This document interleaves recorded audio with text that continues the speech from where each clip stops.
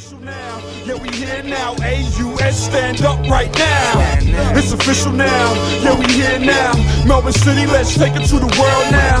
It's official now. Yeah, we here now. AUS, stand up right now. A long time coming, I'm still getting enough respect. A long time running, it's time to catch another check. I come correct, get respect, fam, it's that real. Better yet, let's flex and let's all build. $1 million plans and $1 million dreams and $1 million ways for these billion. Hey, what's up, what's happening, people? It's your boy here, Rock Quest, your host with the most from Get 'em Entertainment. And this is USourceMedia. I got a special guest out here for you all today by the name of Mike Justice. You know what I mean? What's up, brother? How you doing? Yeah, my brother. My good, man. Good. Good to see you, bro. Thank you, man. It's good been to a be minute, seen. man. It has been, man. For real, man. Thank you for having me, my brother. Anytime, brother. Thank you for coming, man. Hey, man. We need the legends of hip-hop out here in Australia, you know what I mean, sitting right here.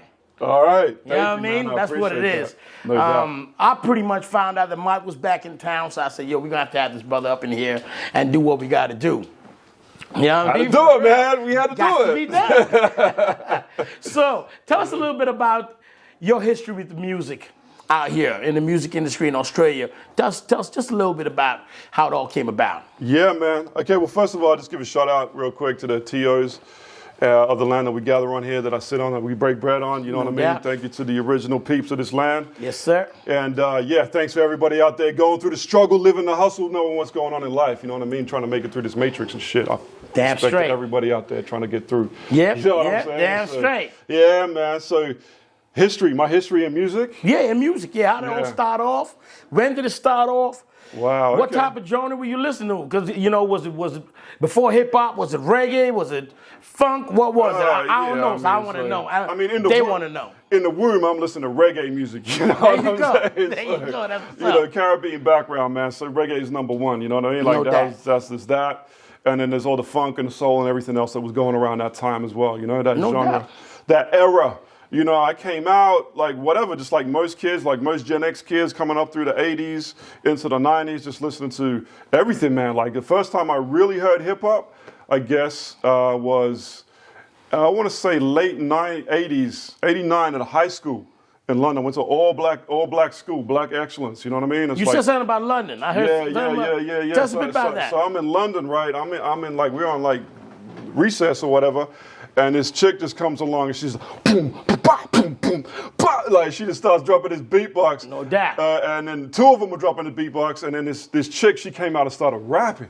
Yeah. I was like, damn. What is that? What the is that? Yeah, you know what I mean? yeah. Just like live in the flesh. Like, you know, obviously we heard it on the radio, but just seeing that raw energy, you know, it was just doubt. like, wow, I fell in love right there, man. Like everybody is like in the, you know, everybody's wearing their uniforms and all that sort of shit. In the little area in school, everyone's like, yeah, hands in the sky. It was just like magnetic power. You were like, you know I what need a mean? piece Like, of that. I was like, man, you know what I mean? I was That's where with it's that. at. Yeah. No And doubt. it went a bit quiet from there, and then a few years later, I started expressing myself through rap. Yeah. No doubt. Now you said something about London. So you came up out there before you moved out here? Yeah, correct. Yeah. No yeah, doubt. That's what's up. That's Yeah, what's man. up. Yeah, man. Wow, man. So I was born in London, you know what I mean? Tottenham, Northwest London was good. And yeah, moved out here in the early 80s, man, as a youngster, you know what I mean? No doubt.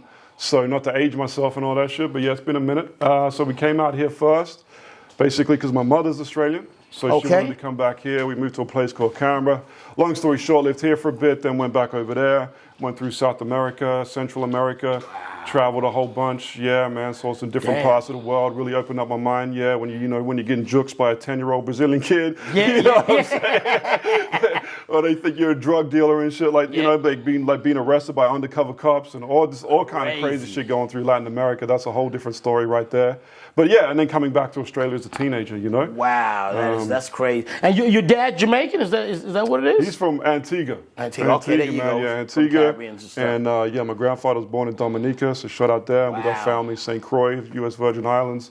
And yeah, you know how we do from the Caribbean, man. We move all over the world, baby. Damn straight. You know? So, damn straight. The funny thing about it is I know this brother 20 years plus, and I'm just finding out some of these things. You know what I mean? I knew you had something to do out with the UK and stuff, but I didn't know exactly what it was. I thought your mom's was from out there, but now I'm getting you from out here. Yeah, man. Yeah. So the funny thing is, like with Antigua, so we speak the same patois as they do in Jamaica. In Jamaica and stuff. It's like forgive me on the exact history, but approximately 100 years ago, they took a whole bunch of Jamaicans to work in the Caribbean, basically as indentured servitude, you know what I mean? Like modern day slavery for that point in time. So yeah, they just brought the language and the reggae. So if you speak to somebody from Antigua, a lot of Jamaicans think they're, you know, like Viv Richards. They'll be like, no, he's Jamaican. I'm like, nah, man, he's Antiguan. That's my family. That's my, you know what I mean? That's a long distance relative. But yeah, so it's, you know, that's a whole nother side of the intergenerational politics of that part of the world, you know? I hear that. But yeah, Caribbean massive, man. Stand strong, represent. That's all what's day, up, baby. Man. All day, baby. Tell us from back in the scene, back when you were doing it to now, what's the difference as far as hip hop? You know, from back in the 90s or the late 80s to now, what do you find different? Yeah, man. So the 90s to now is like, you can really kind of start to split it between the 90s and the 2000s. Well, okay, older school heads are going to say you can definitely tell the difference from the 80s, all that stuff. I wasn't really into that in Australia in the 80s, so I missed out on it. Yeah. But what I do know for a fact in the 80s and through to the 90s, there wasn't an industry. Yeah. You know, it was a few cats that got together at open mic nights, occasionally ran a, you know, put on an event, put on a night, and, you know, threw some songs out there, just to basically just getting shared around the, you know, around the community level, around the streets, you know, giving out at train stations or whatever. You know, maybe some community radio stations would play it, but there was no scene, there was no industry. So like what we see now, where cats are like just dropping songs, you know, Hilltop Hoods are like dropping stuff and it's going straight to #1. You know, you got your HB boys or the young Pacific Islander cats like just dropping stuff and it's getting 3 million hits, bomb off the top, 3 million hits like worldwide. My cousin in the UK, yeah man, you check the Australian drill, man. Like that's some serious music out there, man. I'm like. Okay, tell me about it. You know, they educated me about the shit, but these are the young 20-year-old shooters, you know what I mean? So they had us to look up to, like going through and, you know, putting on open mic nights and putting on shows and handing them up, the little 10-year-olds, we giving them our mixtapes, you know? And they're growing up with that and they've just run and taken it. And I guess the industry has also jumped on board a lot too. The industry, like in terms of Sony, in terms of all the major record labels, in terms of Triple J, in terms of, you know, the bigger labels, or the bigger radio stations are now playing it. They're now supporting it. They're getting to see how big hip hop is. You know what I mean? They can realize they can make some money off it. More Australian people have got involved into rap, so therefore there's the term Oz hip hop. You know, that wasn't a thing in the 90s. It was because the only Oz hip hop we knew from back in the days was you, Pablo, Fella B, and a lot of other brothers were coming up at that time. So we were doing our things, and there were other cats doing it. You know, the Center Rose and the Death Wish cast out of Sydney and all those cats. And you know, like people were doing it, but it was, man, when I tell you, it's like there was nothing on radio. There was nothing. It was just like, yo, like, what are you doing? Like, there was no internet to help you out. There was no internet. There was no like, oh man, I'm gonna do that. You know, if you're a 10-year-old, 15, 20-year-old kid now, you're gonna be like, you know what? This Kid Leroy, he's making cash in the US. He's actually blowing up. He's selling millions. He's getting millions and millions and millions of fun streams. You know what I mean? Doing his thing like that. It just did not exist in that era. You know what I mean? And really, I guess it changed when Hilltop did that song for them, for the overall scene. You know, and 1200 Techniques broke down some doors in terms of it, like, you know, and Jay West, those kind of cats coming through and just sort of like, you know, we were all behind there pushing it. You know what I mean? And just like getting the bubbling on the street level. And the industry finally opened up. So that's a major, major difference. The fact that you can make a living of hip-hop music now. In Australia. Which is big. You know what I mean? You can make a good living doing this shit. Like, I know you ain't got to be out in the States or be out in the UK. You can do it out here. Yeah, man. You know what I mean? If done properly, it can be done out here. And I'm talking like $20,000, $30,000, $40,000, $50,000 a month. You know what I mean? Just off streams. Like, I'm talking a living. Like, you know what I mean? I'm talking about like slanging a couple mixtapes here and there on the back of the car. No $1,000 a show. They're getting 50, 60 racks a show. Yeah, bro. Yeah, and just through the streaming, you know what I mean? They're getting a couple, you know. Crazy. So that's a beautiful thing. That's a good thing. Hip-hop is the difference is, I guess, for me, how I see it, it's good. It's beautiful to have a scene, you know what I mean? It's good to have people moving together. It's just, it's the world, right? It's the world now. Like you go to Nike, the same shit that you could buy. Everybody's got it. So there's it's kind of made this homogenized style where everything is similar.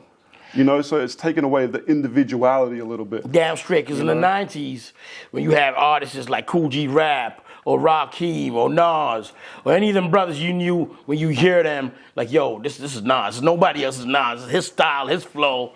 This is the way he rocks. You know what I mean? Right now, everybody sound like each other. Everybody sound like each other. Everybody. You know? And the music does. The flows are very similar, and some of the shit is dope. Don't get me wrong. Like some of it's dope, and they're in the pocket. But it's just when you hear my new shit, it's like, yeah, okay, man. trying to give you love, but you do sound like the 75th dude I heard, you know what I mean? Like last week, you know? So, yeah, so that's a kind of a difference, like taking pride in being unique and being individual. You know what I mean? Whether it's the way you rock your hat, the way you put your jacket, you shoot, whatever it was, like you had to come original, man. You know what I mean? You had to come with your own. To you. Yeah, man. No cookie cutter approach. You know what I mean? Like no McDonald's approach. Like everywhere you go to McDonald's, it's the same motherfucking Big Mac. You know what I mean? Like, man, it's like you got to be your own chef. You know what I mean? Cook up your own style, like Raekwon would say. All you guys out there trying to sound like Tupac or trying to sound like Drake or any of these guys that's doing it right now, guess what? They sound like them. They don't sound like nobody else. And that's what we're really getting at right now. So it's not in any type of way, you know, not feeling these artists. We feel them because they sound like them and nobody else. Anybody coming up right now, if you're trying to sound like the next dude, stop it, find yourself, and everything's going to work out. You know what I mean? Okay. Now, what inspires you and motivates you? Wow, okay, so that's a deep question. What inspires me, man? I guess at this point in my life, what inspires me, bro, really, to be honest, is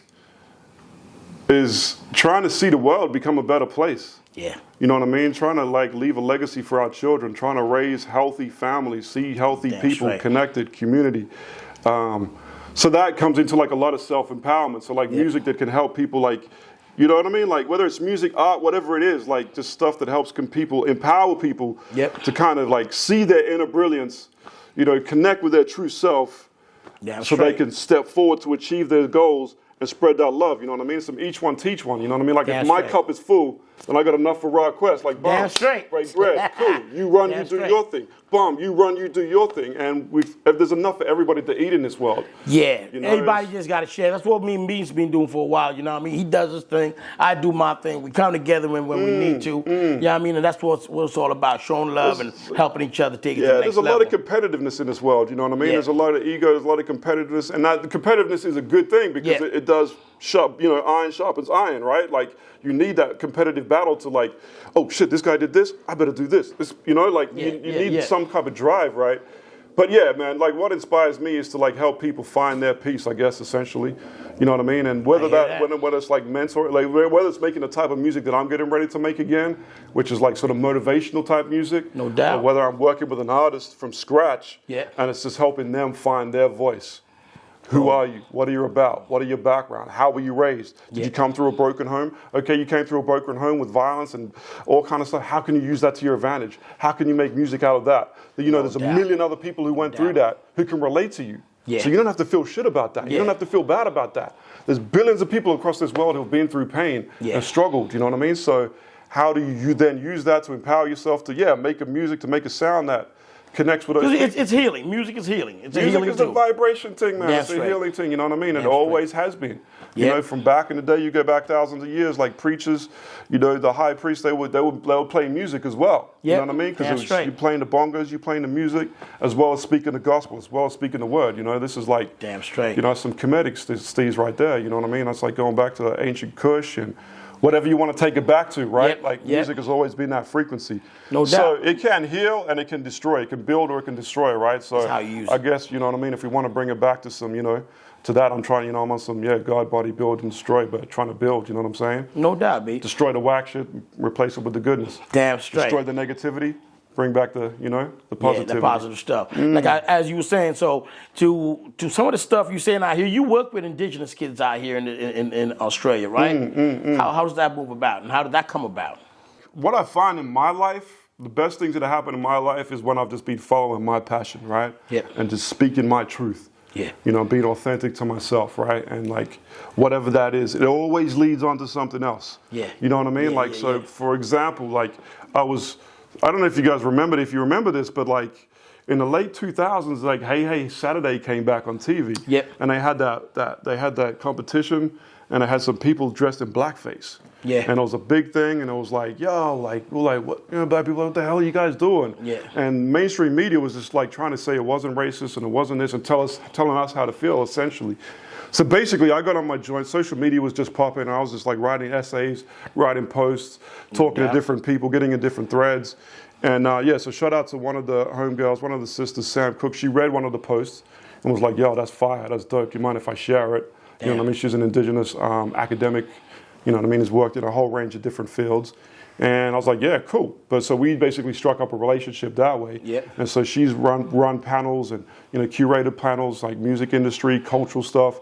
So yeah, so essentially she was like invited me to come down to speak at a panel just about the state of hip hop in Australia and how what can we do is in the space of what it was basically about indigenous hip hop. You know, and I just spoke what I had to say at that time. So long story short, yeah, there were some other people there that I met, you know what I mean? I like what I had to say, my perspective on the world. And yeah, man, like somebody was just in the audience, was like, you know what, I manage a couple of artists. I'd like you to work with them. Word up. Bang, bang, bang. Yeah, man. So it just came from speaking my truth. I saw something that, you know, for want of a better word, pissed me the fuck off. Something that really annoyed me, you know what I mean? Something that was unjust, something that was just not cool, right? And I just spoke my truth on it to try to balance that out. And opened up some doors. And next thing, you know, from that moment, I'm flying, you know, around the world, different parts of the world, doing what I love, you know what I mean? That's dope. Yeah, man. That's dope. That sounds really good, man. Now, going back to the music thing, man, a while back you were running with a group called 360. And it, I think that was you and Sammy. Tell us how all that started up, and you know, rest in peace to Sammy. This brother was a great MC. Like he from New York too, but just a great MC. You know what I mean? Him and Mike Justice. You know what I mean? Together, they sounded immaculate. Now, but tell us a little bit about how you all came about with that. Yeah, man. Rest in peace. Rest in peace. Rest in peace to the brother Chap One. You know what I mean? Sammy McNulty. Yeah. McNasty. Yowza. Yowza. You know what I mean? Oh my goodness, man. That's the brother right there, you know. That's deep, man. Yeah, man. I mean, long story short, like we met just doing some hip hop shit, you know what I mean? Just rapping in the club. That's it. Damn. You know what I mean? It's like dap each other up, like bum. Oh, you from New York? Okay, cool. This da. And yeah, man, we just linked and just started building and just doing shows. Yeah, it was just a good connection, you know what I mean? We linked on, you know, when you link with people, it's just like that. And the vibe is good. Again, it's that vibe, man. It's that energy. It's that music. It's a vibration. Damn you know what I mean? It's G-O-D. It's the universe, whatever, the magnetic energy, whatever you want to call it. So it was just on a puppet, man, from day one, basically.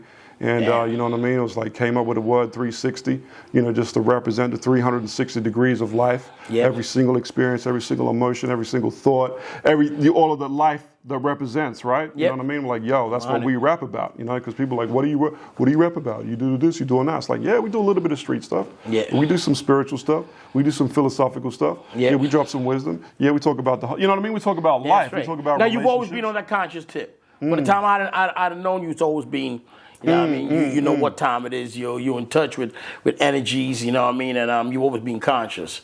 You know what I mean? Man. Well, I think that's part of being human, right? You know what I mean? Straight. And that's, I guess, what they'll call today, like back in the day, we say don't sleep.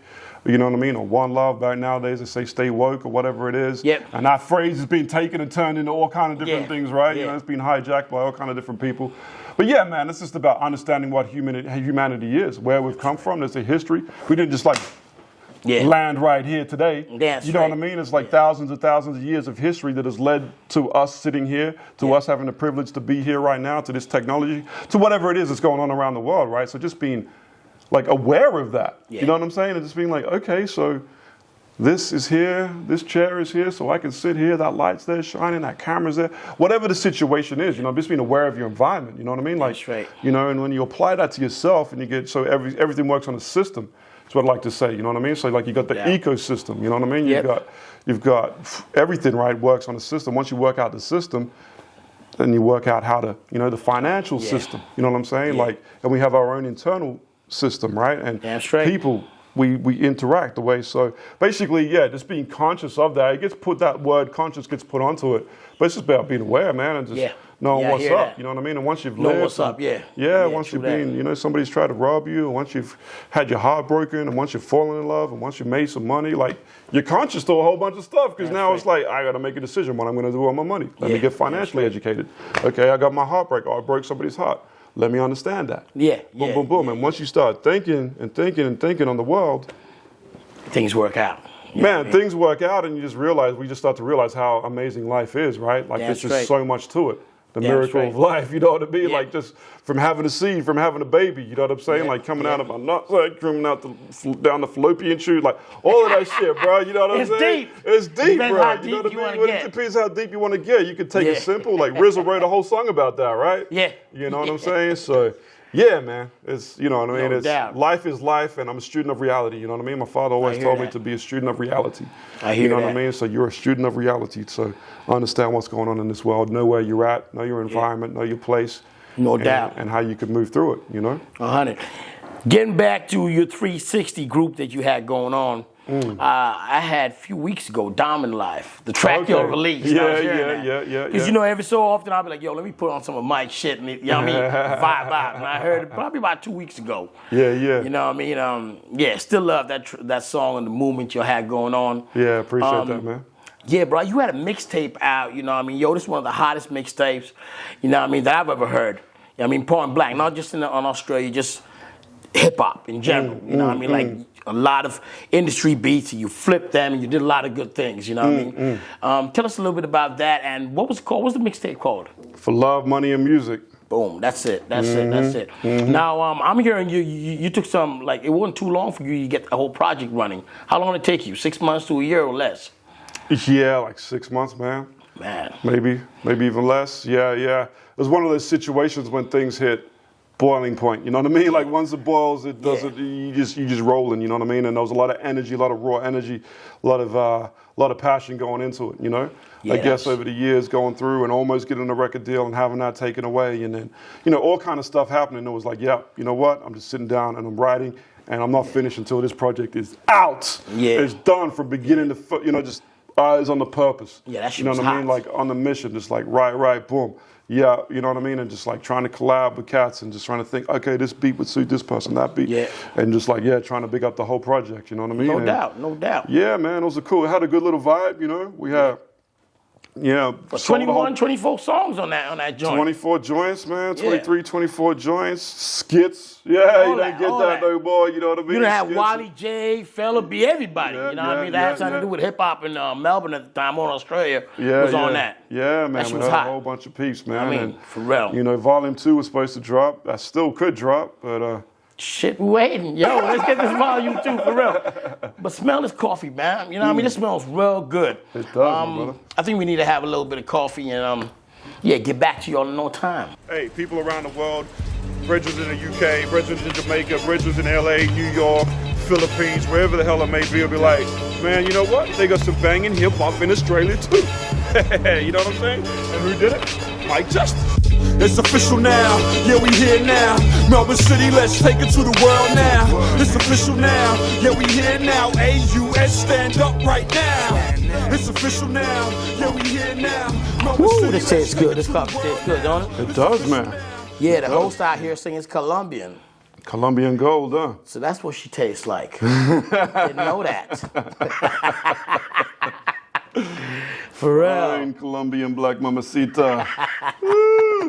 There you go. So, brother, tell me, what difficulties have you faced, and how do you come above it, come past it, in the music industry? Okay, I guess I can answer that 2 ways, right? So bear with me for a second. 2 ways. One of the reasons why I first got into rap, 2 things, right? One, and they kind of diametrically opposed. One, for the party. Yeah, I was a little bit kind of shy and all this kind of stuff, talking to girls and whatever. When I'm like 16, 17 and I'm picking up the microphone and I'm just like at a party and then I'm rapped, or I'm in a club and I've just got the microphone, I'm 18 and every honey in the club's like, oh my God, that's you? I thought it was the DJ playing a record. Oh shit. Oh, and it's just like, what's good, baby? That was me. Got you. Got you. And it was like fishing with dynamite, man. It was just a really great way it was like, it was a really cool way to execute, to meet young, to women and just to integrate with society that way, you know what I'm saying? To step up. And then the flip side of that is I used to write whatever came into my mind, because I guess going through troubled sort of childhood and, things that I went through, things that I saw from, violence, racism, all kind of different stuff, right? I started writing to free my mind. Yep. So I would just sit at the train stop, sit at the bus stop, and just write whatever came to my mind. Like, damn.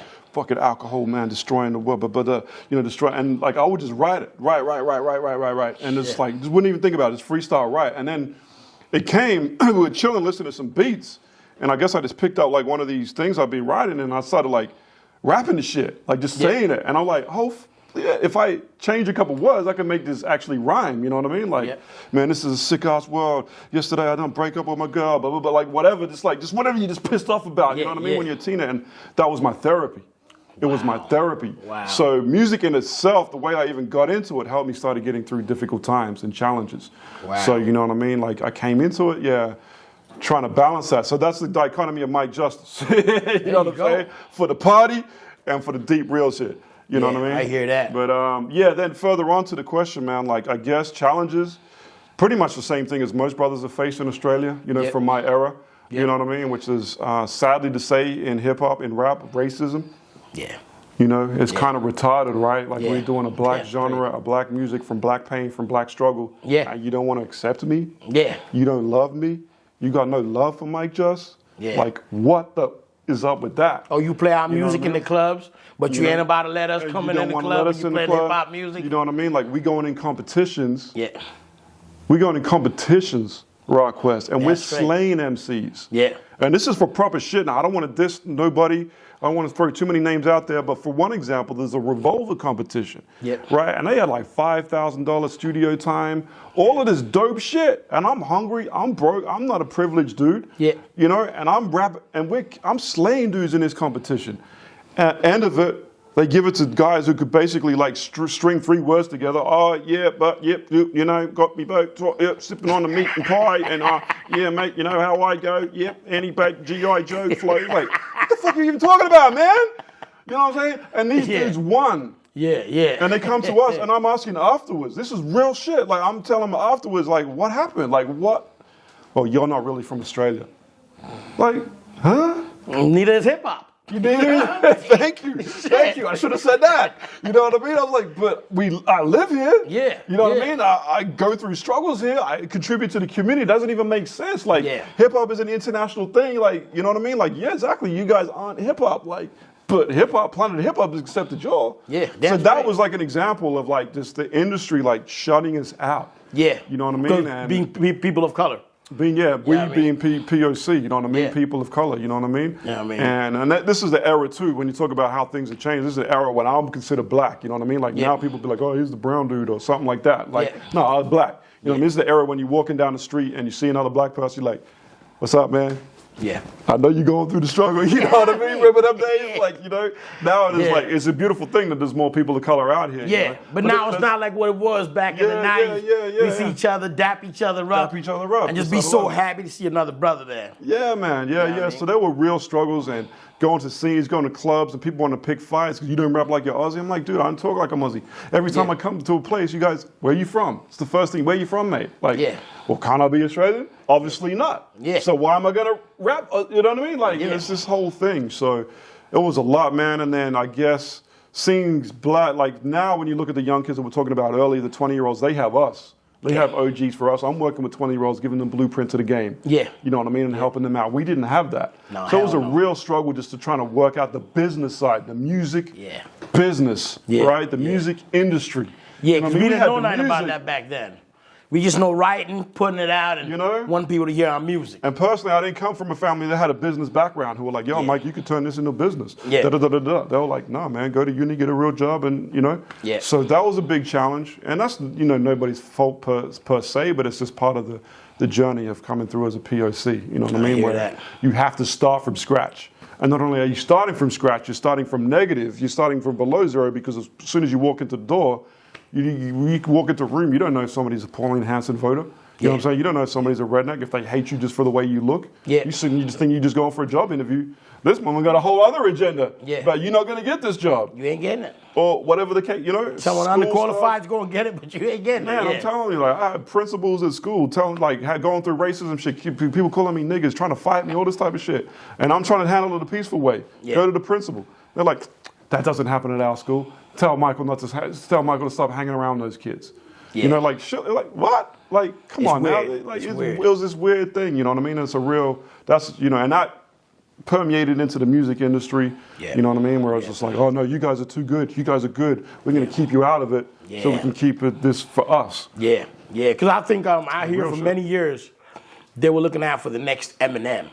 Yeah. It wasn't someone, a person with color who was dope and nice lyrically to come out. It was like, yo, let's find the next Eminem. You know what I mean? Yeah, absolutely. And which is weird in a way out here. Yeah. It's a multicultural country, so everybody should be getting a chance. Well, that's the thing, right? So it promotes itself as multicultural, but it's not always that, or it hasn't been. It's definitely changing. This era is changing a lot. I'll give Australia props for that.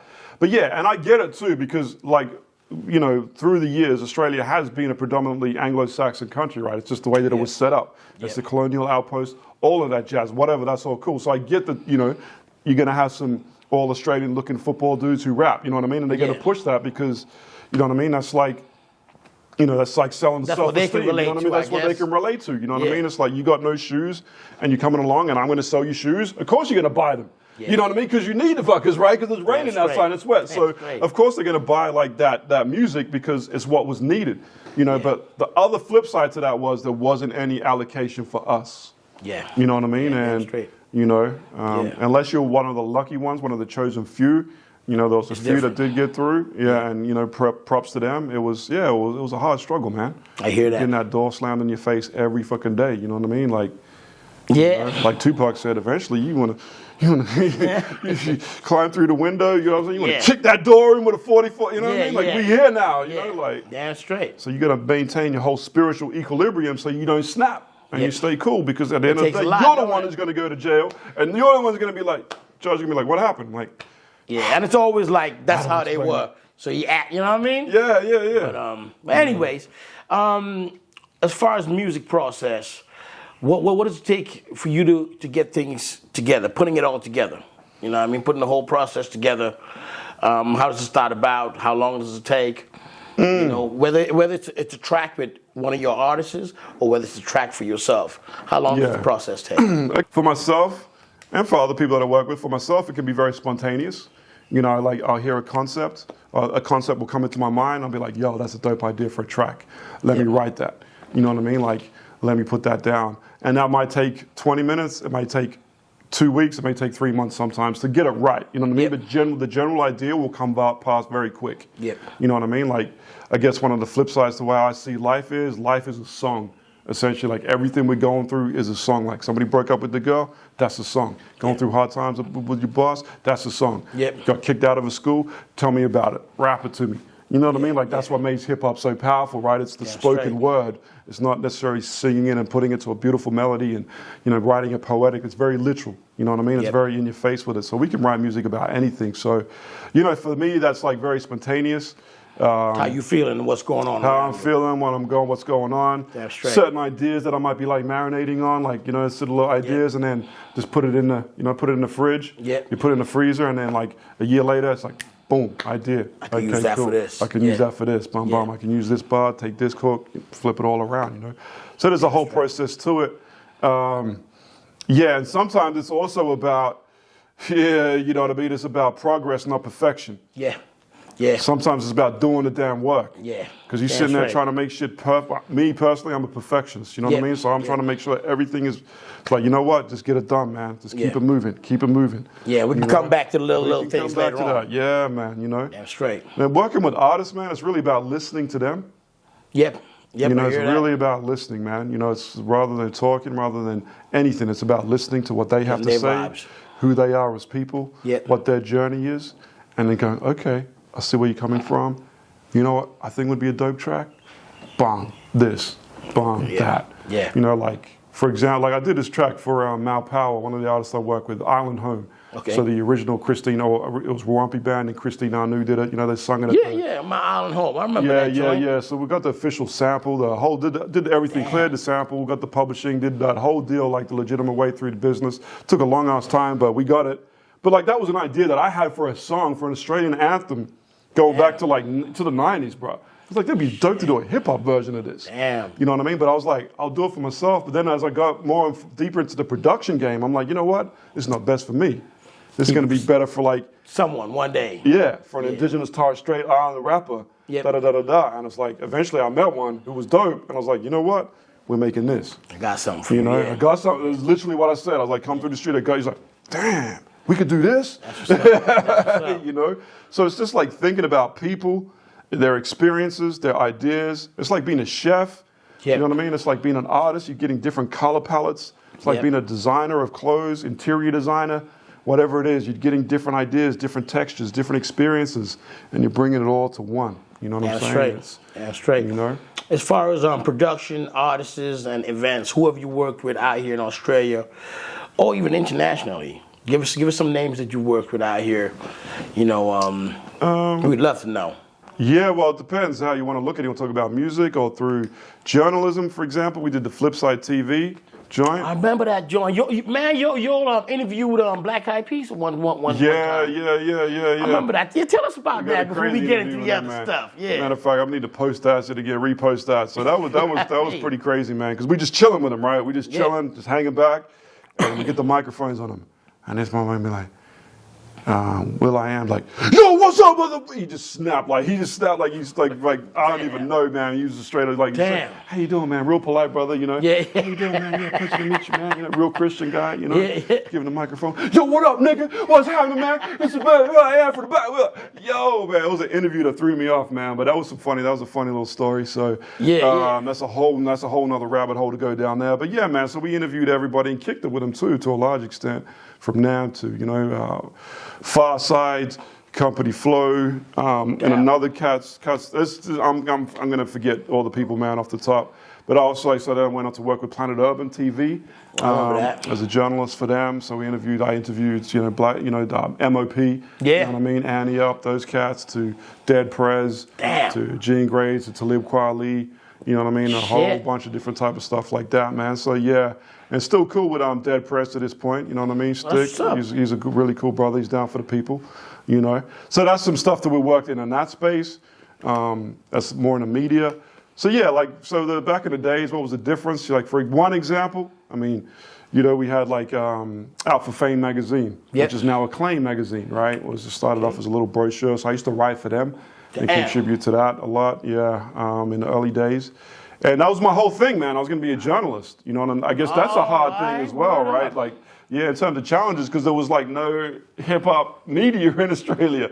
So like I went to university, man. I'm a journalist by trade. Yeah. I didn't even know that. Man. So, that's crazy. That's what's up, man. Yeah, man. So there was that. And then, but yeah, musically, you want to talk about the music? Yeah, Who we work with? Internationally or out here. Yeah, any names you could give out here that you worked with? You know what I mean, depends what you talk about by work. I mean, like, worked in the same club venues. There's like a whole bunch of different people. In the studios, putting down songs. In the studios, man. Putting down songs together. You know, obviously there's, you know, Mal Powell, shout out. That was, worked a lot very closely with that brother right there. Good cat, good brother. Oetha. You know, some sisters that I put together, group that I helped put together. There's 2 or 3 of them girls, Three of them, yeah, man. That was they're cool. dope. Yeah, I think we were talking about them a few years ago. They're dope. Yeah, that was dope, man. They had a lot of love on Triple J and all that stuff. So that was a good little buzz for a minute. We need to come back and drop something new for them. You know what I mean? Like, yeah, man. So, wow. I mean, yourself. Yeah. You know what I mean? We rocked a couple shows together. We were on the Worldwide Mixtape together, right? Yeah, we were on that together. It's been a while. With Neek, shout out to Neek. You know, so yeah, man, all we did that. Oh man, there's too many to mention, bro. If B2, he was a crazy DJ. He still does his thing. You know, so many, man. Many brothers. Man, I'm like, yeah. If he does forget any of y'all, man, don't even worry about it. He got y'all in his mind. Pablo, you know what I'm saying? Back to the Macronauts in the 90s. You know what I'm saying? They were a funk hip hop band back then. You know, Fella B, obviously. You know what I'm saying? He'd be mad as hell if I didn't give him a shout out. Like literally, like mad at me. Fella B, you're damn straight. You know what I'm saying? Straight. Gemstones. Oh man, everybody who's everybody in the Melbourne underground, you know what I mean? Like we've done this, you know, we worked with, you know what I mean? Yeah, true that. Yeah, man. Is there any indigenous artists right now you working with that's about to drop any mixtapes or any singles about to drop that we should be looking out for? Yeah, man. Well, to be honest, I have not been working that much in that space right now in terms of production. But one cat that I was working with and do a little bit of stuff with still to this day is this kid named Sachem. Out of Brisbane, okay. Yeah, man, yeah, out of Meanjin. So he's well from Stradbroke Island. His mother's indigenous from there. His dad's African American. Wow. Yeah, it's a cool little vibe he's got going on. Very unique sort of outlook that he has on the world. You know what I'm saying? And he puts that in his music and in his raps. So yeah, definitely keep an eye out for him. Sachem. He's got some fire and some more stuff in the background that needs to be released. It's gonna be coming out? Yeah, man, yeah. Young up and coming brother, you know what I mean? Like, yeah, man, doing his thing, next generation coming through. Ain't no doubt. Yeah, no doubt. man. There you go. So what are some of the positive aspects of helping others for you? Important aspects? Yeah. Oh, man. That's a deep question, man, that I can answer in many different ways. But I guess understanding, overstanding, however you want to put it, understanding what people are going through, understanding the language they speak, how they relate to the world. Damn straight. So that I can be like a conduit to help them express themselves.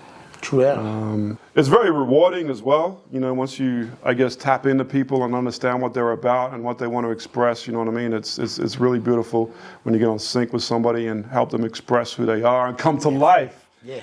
You know what I'm saying? Straight. Like, that's what really it brings everything together, and you be like, man, we started this, and now look where it's at. Yeah, especially man, like I get a real buzz out of somebody like when they're just like, man, I'm trying to get this idea off the ground, and they can't get it off the ground, and I come through, and I'm like, what about, let's get an action plan happening. Do A, B, and C. Boom, boom, boom. Okay, when A, B, and C is done, then we're going to move on to the next step. How do we measure that? How do we measure that? How do we, what does it look like? What does it feel like? You know what I mean? How do we know we're banging? How do you know you're enjoying success?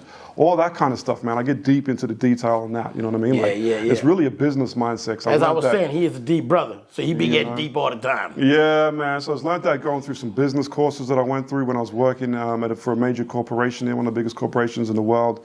So I took all of the stuff that they took me around mentoring and I applied that to music.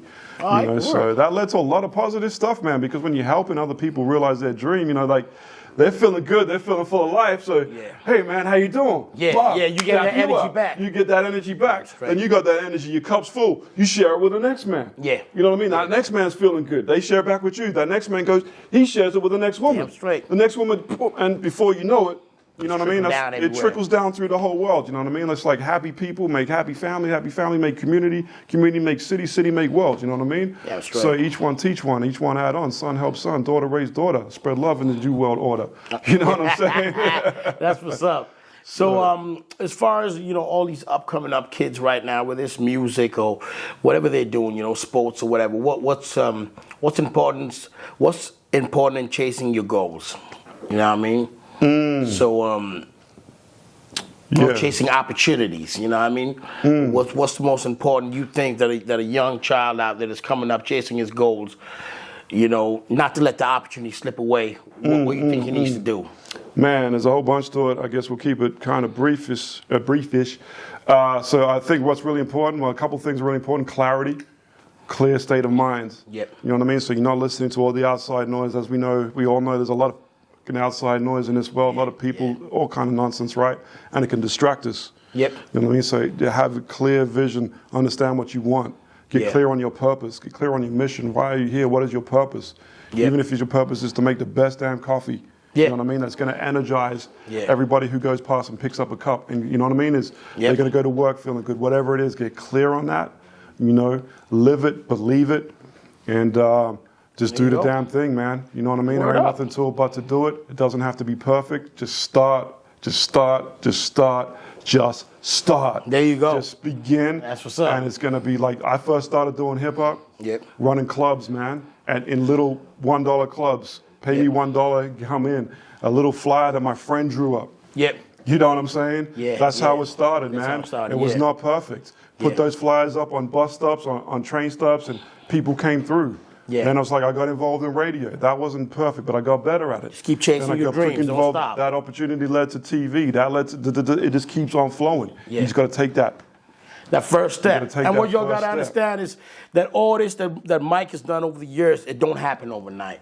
It takes years. It takes time for it to get to where it needs to get to. So all you young cats out there doing whatever you're doing, whether you're inspiring to be an actor or a journalist or a musician, it's gonna take time. It ain't gonna happen overnight. But the more you push, it's gonna happen. For sometime real. or the other. You know what I And mean? life is a thing of trial and error too, my bro. You know what I That's mean? right. Like, in the sense of like, even especially when you're young and people are like, oh, what are you gonna do? What are you gonna do? And you know, you got all this pressure on you to pick a career and to do this. And you're 17, your balls are barely dropped. You know what I mean? Your titties are barely hanging. You know what I'm saying? Like, you're just a kid. Right. You know what I'm saying? Like, you don't know what's really going on. So what I will say to kids when I'm speaking in high schools as well is just start something. And don't be afraid to realign. There's no fate. There's no failure. There's only feedback. So if you know it's telling you going this way and you're not enjoying it. Say you started an apprenticeship in plumbing, and you get 2 years in, and you realize you fucking hate it. That's all right, man. That's right. At least you tried that. Now I like that. There's no failure. There's only feedback. Yeah, man. There's only no feedback, only feedback. No feedback, no failure, only refinement. You know what I mean? It refines us to get closer and closer. But we don't get that feedback unless we're willing to fail, right? Yeah. Because you have to get something done. You got to achieve. You know what I mean? You got to do it. You want to get to the goal, but there's so many obstacles in the way. Some of us knock us back 1 step. Some knock us back 15 steps. But we learn from them. We adapt, and then we go forward again. No doubt. You know what I'm saying? So, you know what I'm saying? I hear that. Where can we find some of your music, man? I'm sure some of these people out here gonna want to listen to some of your music. Where can we find it? Have you got some new stuff about to drop this year or next year? You know what I mean? Because right now I'm hungry, B. I'm hungry. Yeah, man. So get online and you can check out some of the stuff that we did with Mal Power. You know what I mean? It's on YouTube, on Spotify, on all of that stuff. You know what I mean? Check it out. That was pretty cool too. We did. Some people don't like it for political reasons, but we did the opening ceremony to the Commonwealth Games in 2018. That was the biggest gig that I hooked up, a worldwide audience of 1 billion people. That shit was phenomenal. So go check that out. The Mal Power Island Home at the Commonwealth Games 2018. But yeah, man, all of that stuff. You know, they're all running up a couple 100,000. Likes on that, or views or whatever it is on YouTube and whatnot. And mixtape part 2 coming out? Oetha, check them out. Young Philly or Philly, check him out. Brother that I was working with back in the day. Got him on the Triple J. Helped him get onto Triple J. Yeah, man. Any of my stuff coming out, I am working on some, I'm working on 2 little things, you know what I mean? 2 little projects, man. That's what's up, man. I can't wait, baby. One of them's like tied into a book as well, so yeah, man, Wow. So that's gonna be a thing, man. Shit. So I'm really on social media right now, but if you're that way inclined, holler at me at I am Mike Justice on basically everything, man. Yeah, I am Mike Justice. There you go. And I'll be getting active on that again soon. Yeah, man. One thing that I will be doing soon is putting up some of the flip side reels. You know, I can't wait for that, man. You know what I mean? Because that's Australian cultural history. Yeah, and you got some great interviews. You might as well have them out there. Man, we got interviews from people around the world, from around Australia. So yeah, man, we're gonna just step that game up right there, put that online. Word up. Edit that stuff. Already started editing some of it myself. And yeah, man. Yeah. That's what's up. And last but not least, man, any shout outs to anybody, any of your homeboys, any artists. It can even be mama, anybody. Shout out, mama. What's good? Thanks for giving me L. Is that an L? Is that L for the camera? That's that one. L, thanks for the love. Dad, thanks for the love. You already know the whole family is all good. Shout out to Rock Quest in the building. What up, what up? Make some noise, motherfucker. Make some noise. Rock Quest, the one and only. The man is a juggernaut. Powerful brother right there, man. Powerful brother. Stay in tune, tap in, you know what I mean? The homie Esco, you know what I mean? Zoe, Freak Man, J Funk, PAB, Fella B, Rusiel, Henry Skills, what's good? Oh my goodness, man. Beans, what's good? Fam, like King XL, my brother, what is good? I War, where you at, man? Holla at me, dog. Holla at me, brother. Shit, man. Fuck, man. You stress me out with that shit, man. Holla at me, man. Oh, man. Up, everybody, you know who you are, man. I love you, man. That's what's up. It's all good. Yeah, so check this out, man. This has been a great interview, man. Y'all know where to find Mike Justice. You know what I mean? Look him up. Look out for the new stuff. It's your host of the most, Rock Quest here from Get 'em Entertainment. This is USourceMedia. You better share, subscribe. You know what I mean? Do all that good stuff so we can get this right here on another level. All right? See y'all soon. Peace. Get 'em Entertainment. Yeah. My nigga. Still grinding, she's still vibing. Like Bob Marley when he took us up to Zion. This the movement, how we do it, how we does it, how we did it, how we do it like the first time you ever did it. Once again, something like this. I ain't trying to fuck with you. No, man, get out my face, cause I ain't trying to mess with you.